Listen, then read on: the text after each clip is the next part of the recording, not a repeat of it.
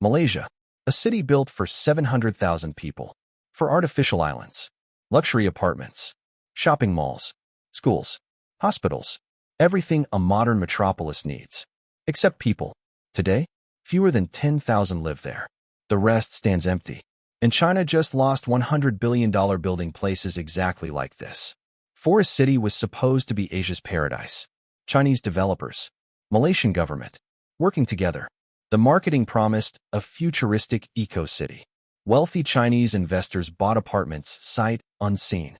Some spent their entire life savings. Construction started in 2014. By 2016, the first phase was complete. Then something broke. The buyers never came. The city never filled. And Forest City became one of the world's most expensive monuments to a very specific kind of economic madness. This isn't just about one failed development. This is about an entire country that built so many cities for so many people who don't exist that it triggered the largest real estate collapse in human history. You want to understand how China's economy went from miracle to crisis? Hit that subscribe button. We're breaking down the most important financial story nobody's talking about. 115 to 230, the scale. Let's establish the numbers first. China has built enough empty apartments to house 90 million people. That's the entire population of Germany. These aren't rural villages. These are full cities. With stadiums, metro systems, government buildings. Ordos Kangbashi in Inner Mongolia. Designed for 1 million residents. Population? 100,000. Qinggong in Yunnan province. Built for 500,000. Population? 80,000. Dantu in Zhenjiang. 12-lane highways. Zero traffic. The satellite images are disturbing. Rows of identical apartment towers stretching to the horizon. Every window dark. Every street empty. Some have been photographed by drones for years. No change. No lights. No life. Chinese real estate companies built over 50 million empty apartments. The total value? Conservative estimates put it above $5 trillion. That's larger than the entire economy of Japan. And it's collapsing right now. To understand how this happened, you need to understand China's growth model. For 30 years, China's economy grew faster than any large nation in recorded history. The Communist Party lifted 800 million people out of poverty. But that growth wasn't built on consumption like Western economies. It was built on construction. Here's the formula. Local governments needed money, but they couldn't raise taxes freely. So they sold land. Real estate developers bought that land, built apartments, sold them to Chinese citizens who had nowhere else to invest. China's stock market? Unreliable. The government controls banks. Capital can't leave the country easily. So ordinary Chinese families put 70% of their wealth into real estate, not to live in, as investment. This created a feedback loop. Developers built more. Families bought more. Land prices rose. Local governments sold more land. Banks lent more money. The construction industry became 30% of China's entire GDP. But there was a problem. The system only worked if prices kept rising. And prices only rose if people kept buying. Eventually, there weren't enough people. China's population peaked in 2021. It's now shrinking. Fewer young people. Fewer marriages. Fewer families needing homes.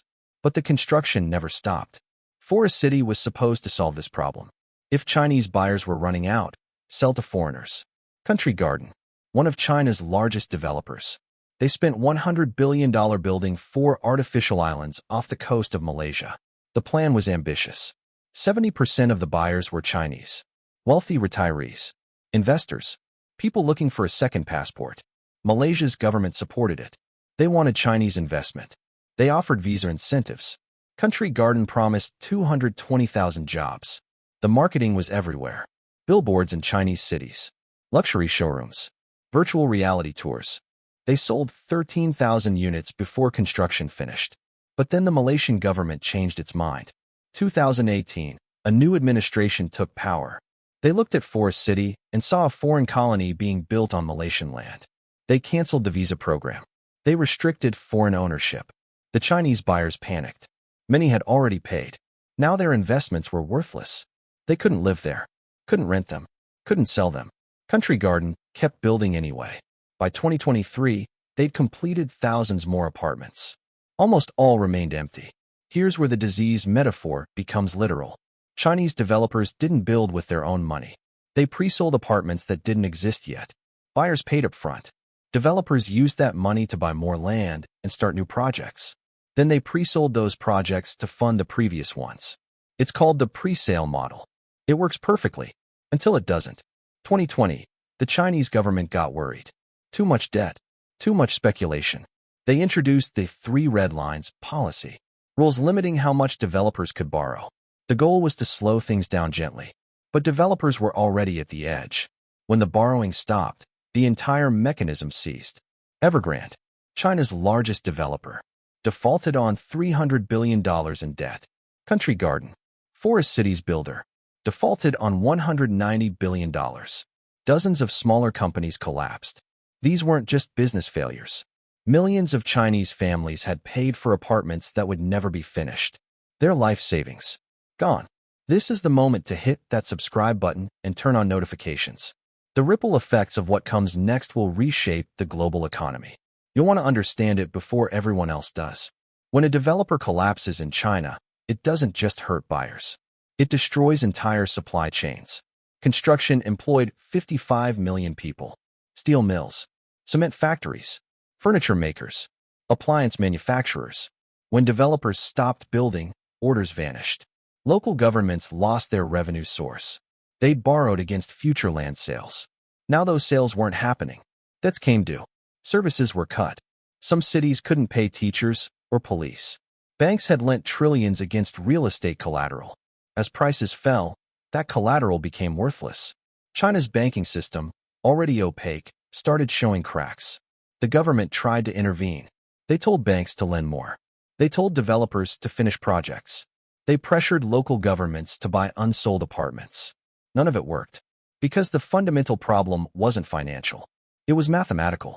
China had built cities for people who didn't exist. You can't fix that with loans or stimulus.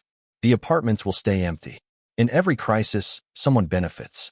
State-owned enterprises are buying distressed assets at massive discounts. The Chinese government is consolidating control over the industry. What was once a private market is becoming state-run. Foreign investors who shorted Chinese real estate made billions. Hedge funds that bet against Evergrande. Banks that sold Chinese bonds before the collapse. And certain local governments that didn't over-leverage are now attracting the population that's leaving failing cities. China's urban population isn't growing, but it is moving. The winners are cities like Shenzhen and Shanghai, cities that people actually want to live in. Middle-class Chinese families lost the most. A 45-year-old factory worker who saved for 20 years to buy an apartment that will never be built. A retiree who put everything into Forest City and can't get a refund. A young couple who borrowed from relatives to invest in real estate that's now worth half what they paid. There's no bailout for them. The Chinese government prioritizes social stability over individual compensation. They tell people to wait, to be patient, to trust the process. But the wealth isn't coming back. Construction workers lost jobs. Migrants who came to cities for building work have returned to rural areas. The unemployment rate is officially low, but youth unemployment was so bad the government stopped publishing the data. Suppliers who gave developers materials on credit will never be paid. Small businesses that depended on construction activity have closed, and the ghost cities themselves represent the loss. That's labor, resources, time, all devoted to building things nobody needs. This isn't just China's problem. Australia exported iron ore for Chinese construction. When building stopped, prices crashed. Australian mining towns emptied. Brazilian soybean farmers sold to Chinese construction workers. Demand fell. Prices dropped. German machine manufacturers sold equipment to Chinese factories making construction materials. Orders disappeared. The global commodities supercycle of the 2000s was built on Chinese construction demand. That era is over. And there's a darker angle. China's Belt and Road Initiative. The global infrastructure project. It was partly funded by profits from real estate. Now those profits are gone. Dozens of countries have Chinese-built infrastructure projects that have stalled or been abandoned. Forest City was supposed to be a model. China exports its development model to Southeast Asia. Now it's a warning. Here's what makes this eerie. The Chinese government doesn't allow discussion of the crisis. Bloggers who post about ghost cities get censored. Journalists who investigate developer defaults face consequences. Home buyers who protest get arrested. The official narrative is that the market is stabilizing, that adjustments are healthy, that the government has everything under control. But satellite imagery doesn't lie. The empty cities are still empty. The unfinished buildings are still unfinished. And every month, more developers default. International media covered Evergrande's collapse in 2021. Then coverage faded. It became old news. But the crisis didn't stop. It metastasized. Country Garden's default in 2023 was barely mentioned outside financial circles. Yet Country Garden was bigger than Evergrande. More projects, more cities, more debt. The silence isn't ignorance.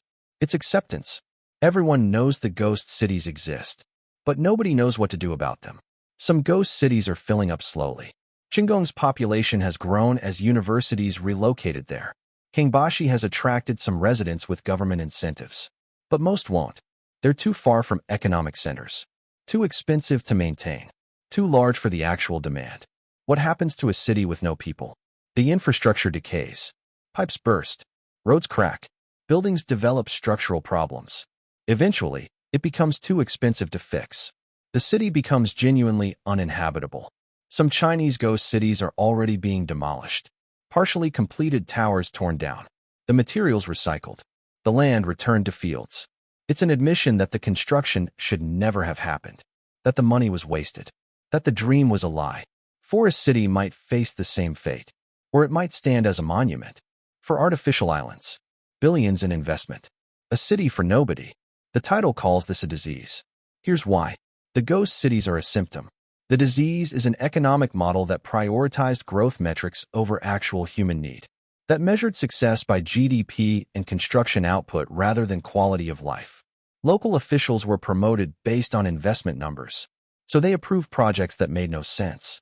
Developers were rewarded for scale, so they built as much as possible, not what was needed. Banks were incentivized to lend, so they funded projects with no hope of profitability. And citizens were told that real estate always appreciates. So they bought. Every actor in the system made rational individual decisions. But collectively, they built a catastrophe. This is what happens when incentives misalign. When short-term thinking dominates. When nobody asks whether growth itself makes sense. China isn't the only country with this disease. It's just the most extreme case. 16 to 1645. If this breakdown helped you understand one of the most underreported economic stories in the world, subscribe now. We're covering the systems behind the headlines. The power structures nobody explains. The money flows that shape your future. 1645 to 1745, the uncomfortable truth. Here's the part that should disturb you. The Chinese government knew this was happening. They had the data. They saw the empty apartments. They knew the population was shrinking. They let it continue because stopping it would have crashed the economy earlier. So they delayed, hoping for a soft landing, hoping that demand would somehow catch up with supply. It didn't. Now the crash is happening anyway. But it's larger, more painful, harder to contain. The families who bought in Forest City weren't stupid. They were operating in a system that told them real estate was safe, that China's growth was unstoppable, that their investment was protected. The system lied, and the ghost cities are the evidence. Physical proof that an entire economy was built on a foundation of expectations that could never be met. 1745 to 1830, the Western parallel. Before you think this is just a China problem, consider this. The United States has investment properties sitting empty in luxury buildings. Canada has foreign buyers leaving apartments vacant. Australia has housing shortages while investors hold empty properties. The scale is different. The mechanisms are different. But the underlying logic is similar. Treating housing as financial assets rather than places to live creates distortions, waste, and eventually, crises. When investment value becomes more important than use value, you get inefficiencies. China's ghost cities are an extreme version. But the disease, prioritizing financial returns over human needs, exists everywhere. 1830 to 1915 Forest City today. If you visit Forest City now, it's surreal. The infrastructure works. The streetlights turn on. The roads are smooth. But there's almost nobody there. A few families live in the completed units. Some retirees who decided to stay despite everything. A handful of workers maintaining the empty buildings. The shopping malls are closed. The schools never opened. The hospitals are unstaffed. At night, you might see lights in a dozen windows across a tower designed for hundreds.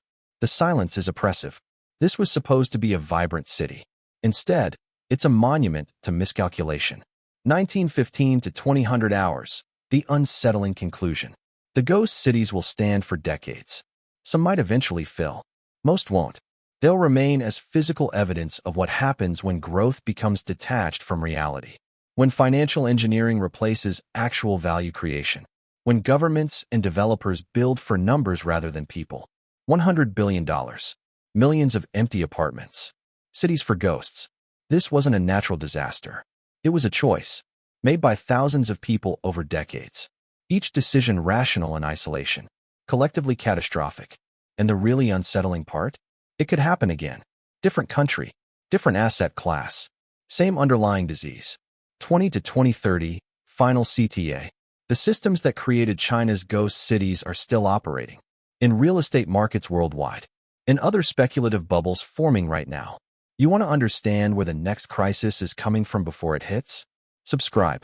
We're tracking the patterns, revealing the structures, showing you what the comfortable explanations miss. The ghost cities are still empty. The disease isn't cured. And the consequences are just beginning.